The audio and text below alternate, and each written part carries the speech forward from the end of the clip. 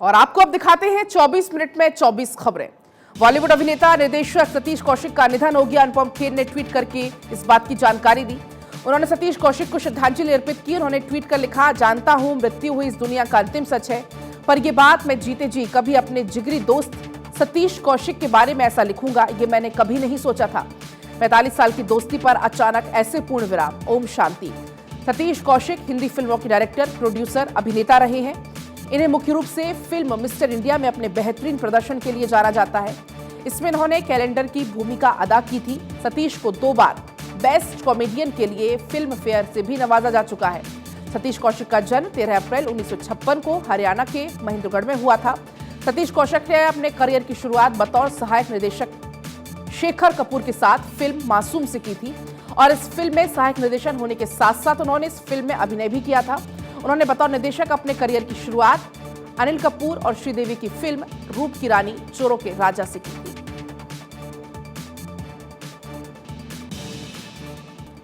वहीं team India भी होली के रंग में रंगी है। भारतीय खिलाड़ियों ने प्रैक्टिस सेशन के दौरान जमकर इसके बाद होली खेली। रोहित शर्मा ने टीम इंडिया के खिलाड़ियों की टीम को, मैनेजमेंट को भी रंग लगाया। बस में भी होली खेली। बीसीसीआई ने बुधवार को सोशल मीडिया पर इसका वीडियो शेयर किया। रोहित शर्मा ने बस में घुसते ही सबसे पहले रविंद्र जडेजा को रंग लगाया। इसके बाद रोहित ने कहा कि पहले विराट को रंग लगाओ। रोहित ने 2 बार विराट को रंग लगाया। सभी खिलाड़ी होली सूखे रंग से खेलते हुए नजर आए। ड्रेसिंग रूम में होली खेलने के बाद भारतीय कप्तान रोहित शर्मा, सूर्य कुमार यादव, ईशान किशन का फोटो भी सामने आया है। अहमदाबाद के नरेंद्र मोदी स्टेडियम में भारत और ऑस्ट्रेलिया के बीच टेस्ट सीरीज का चौथा टेस्ट मैच आज खेला जाएगा और दोनों ही टीमें स्टेडियम में प्रैक्टिस कर रही थी। सीरीज की शुरुआती 2 टेस्ट मैच जीतकर भारत सीरीज में 2-1 से आगे है। ऑस्ट्रेलिया ने इंदौर में पिछला टेस्ट जीतकर वर्ल्ड टेस्ट चैंपियनशिप में फाइनल में जगह बनाई थी। तो आज ये मैच होगा। इस दौरान दोनों ही देश के पीएम भी मौजूद रहने वाले हैं। आप तस्वीरें देख सकते हैं। कोहली, रोहित ने यहाँ पर होली खेली, जमकर रंग गुलाल उड़ाया। ईशान सूर्या ने भी यहाँ पर ड्रेसिंग रूम में जमकर होली खेली। तस्वीरें आपकी टीवी स्क्रीन पर।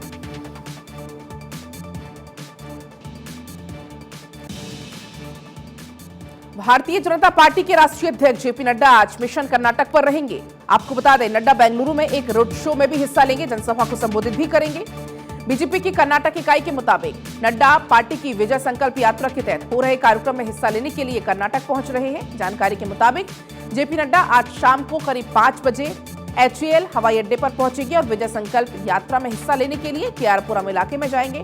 नड्डा केआरपुरम से गवर्नमेंट कॉलेज मैदान तक रोड शो करेंगे और फिर एक जनसभा को भी संबोधित करेंगे। कर्नाटक में इस साल विधानसभा चुनाव होने हैं, जिसको लेकर बीजेपी कर्नाटक में धुआंधार प्रचार कर रही है। प्रधानमंत्री मोदी से लेकर अमित शाह, जेपी नड्डा कर्नाटक में रैलियां कर रहे हैं, जनसभा को संबोधित कर रहे हैं। आज भी दौरा है जेपी नड्डा का। इस दौरान जनसभा को भी संबोधित करेंगे।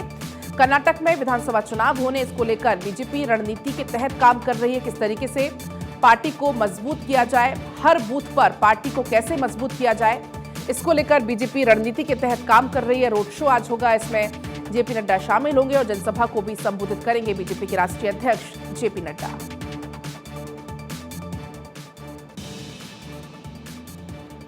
दिल्ली की केजरीवाल सरकार के मंत्रिमंडल में आज 2 नए चेहरे शामिल हो जाएंगे। दिल्ली के उपराज्यपाल वीके सक्सेना आज आम आदमी पार्टी के विधायक सौरभ भारद्वाज और आतिशी को मंत्री पद की शपथ दिलाएंगे।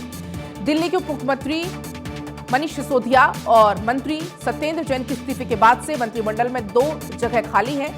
राष्ट्रपति द्रौपदी मुर्मू ने सिसोदिया और जैन के इस्तीफे को स्वीकार कर लिया था और उसके बाद आपको बता दें, मुख्यमंत्री अरविंद केजरीवाल के नेतृत्व वाली दिल्ली की सरकार में भारद्वाज और आतिशी को मंत्री नियुक्त किया गया है। दरअसल दिल्ली सरकार के मंत्री मनीष सिसोदिया और सत्येंद्र जैन पर भ्रष्टाचार का आरोप लगा है और इस वक्त दोनों ही जेल में बंद है। सत्येंद्र जैन मनी लॉन्ड्रिंग के केस में अंदर है, तो वहीं मनीष सिसोदिया शराब घोटाले को लेकर जेल में है। ऐसे में केजरीवाल कैबिनेट में काम के बोझ को कम करने के लिए 2 नेताओं को और जिम्मेदारी सौंपी जा रही है। आज शपथ ग्रहण होगा।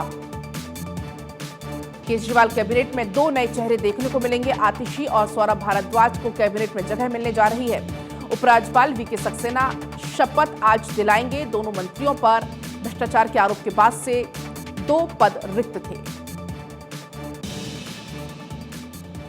तेलंगाना के मुख्यमंत्री के चंद्रशेखर राव की बेटी के कविता दिल्ली आबकारी नीति में कथित अनियमितताओं से जुड़े हुए मनी लॉन्ड्रिंग के मामले में अब 11 मार्च को ईडी के सामने पेश होंगी। आपको बता दें, भारत राष्ट्र समिति की MLC कविता ने बुधवार देर रात अपने आधिकारिक ट्विटर हैंडल पर एक पोस्ट किया, जानकारी शेयर की। इससे पहले ईडी ने उन्हें 9 मार्च को पूछताछ के लिए समन किया था।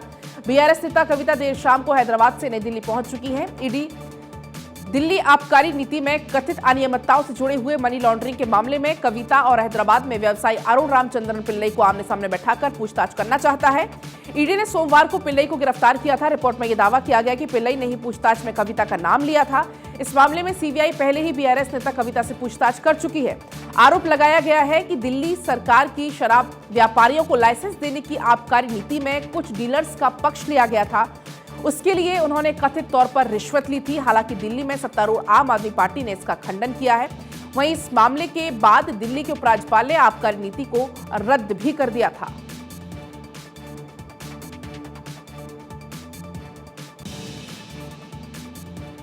देश में अगले साल लोकसभा चुनाव होने हैं। आम चुनावों के लिए अभी से सभी दलों ने अपनी अपनी रणनीति पर काम करना शुरू कर दिया है। इसी कड़ी में महाराष्ट्र में उद्धव ठाकरे ने कमर कस ली है। महाराष्ट्र के पूर्व मुख्यमंत्री उद्धव ठाकरे ने कहा है कि वो देश का प्रधानमंत्री बनने का सपना नहीं देख रहे, लेकिन 2024 में बदलाव लाने की कोशिश जरूर करेंगे। इससे पहले संजय राउत ने कहा था कि उद्धव ठाकरे प्रधानमंत्री पद के लिए सबसे बेहतरीन चेहरा है। संजय राउत के इस बयान के बाद राजनीतिक हलकों में चर्चा शुरू हो गई थी। उद्धव ठाकरे के बयान उन चर्चाओं पर विराम लगाने के लिए काफी है। 2024 में प्रधानमंत्री पद के लिए उद्धव ठाकरे के नाम से जुड़े हुए सवाल पर राउत ने कहा, अभी इसकी भविष्यवाणी करना इतना आसान नहीं है। राजनीति में कुछ भी हो सकता है। उद्धव ठाकरे एक बेहतर चेहरा है।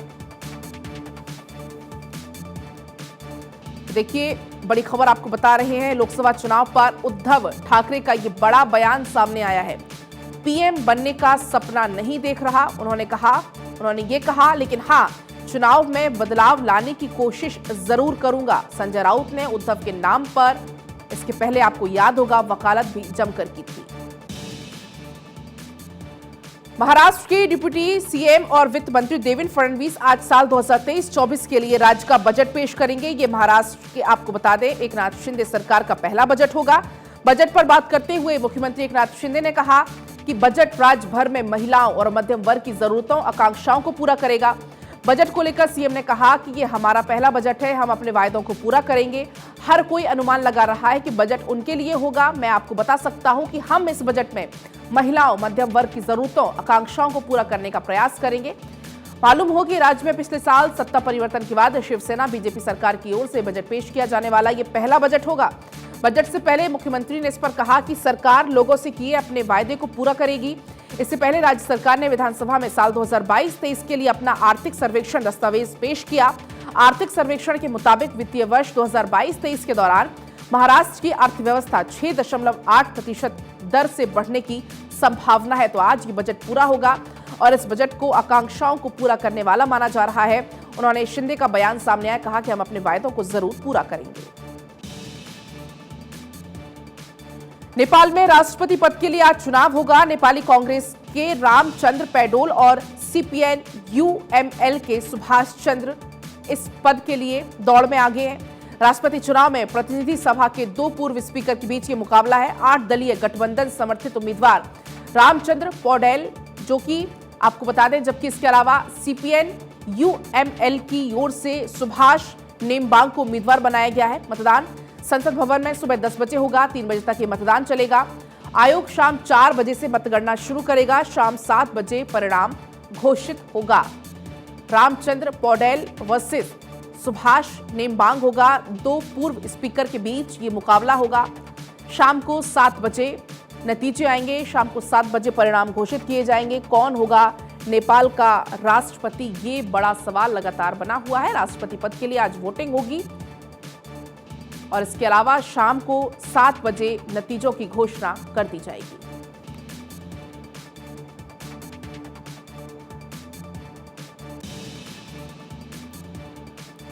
यूएन की बैठकों के दौरान कश्मीर राग अलापना पाकिस्तान की फितरत रही है।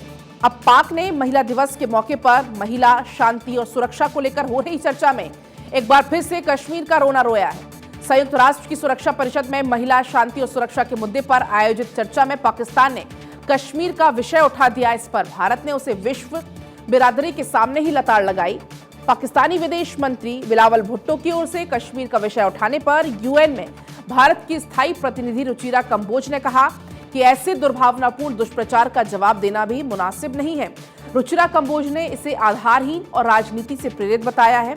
अपने भाषण को समाप्त करने से पहले उन्होंने कहा कि जम्मू कश्मीर को लेकर पाकिस्तान की ओर से की गई ओछी, आधारहीन और राजनीति से प्रेरित टिप्पणी में मैं खारिज करती हूं। बड़ी खबर आपको बता रहे हैं यहां पर, आप जानिए। कश्मीर राग पर भारत ने पाकिस्तान को एक बार फिर लताड़ा। आतंकवाद के मुद्दे पर पाकिस्तान को जमकर घेरा। भारत ने बताया इसे आधारहीन मुद्दा।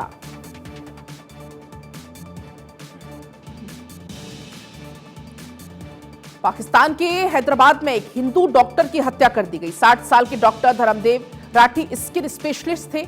उनका कत्ल उनके ड्राइवर हनीफ लेघारी ने ही किया और वो इस वक्त फरार है। कुछ मीडिया रिपोर्ट्स में दावा किया गया है कि मौत से कुछ देर पहले डॉक्टर धर्मदेव ने अपने दोस्तों के साथ होली खेली थी। इससे उनका ड्राइवर हनीफ नाराज था और उसने घर लौटने पर डॉक्टर का गला रेतकर उसकी हत्या कर दी। डॉक्टर राठी पाकिस्तान में हैदराबाद की सिटीजन कॉलोनी में रहते थे। घटना के वक्त उनका रसोइया दिलीप ठाकुर भी घर में ही किचन में मौजूद था। हालांकि हनीफ ने डॉक्टर का जब मर्डर किया तब वो उस कमरे में नहीं था। बाद में वो उस कमरे में पहुंचा और फिर पुलिस को फोन किया। पाक पुलिस ने मीडिया से बातचीत में इस घटना की पुष्टि की है। उन्होंने कहा है कि आरोपी हनीफ की तलाश लगातार जारी है। कुक ने पुलिस को बताया है कि डॉक्टर राठी जब होली सेलिब्रेशन के बाद घर लौटे तो हनीफ ने उनसे काफी देर तक बहस की थी। पाक मीडिया के मुताबिक राठी की हत्या की असली वजह का अब तक पता नहीं चल सका है। पुलिस उनके ड्राइवर की तलाश कर रही है। उसकी गिरफ्तारी के बाद ही सच सामने आ सकेगा।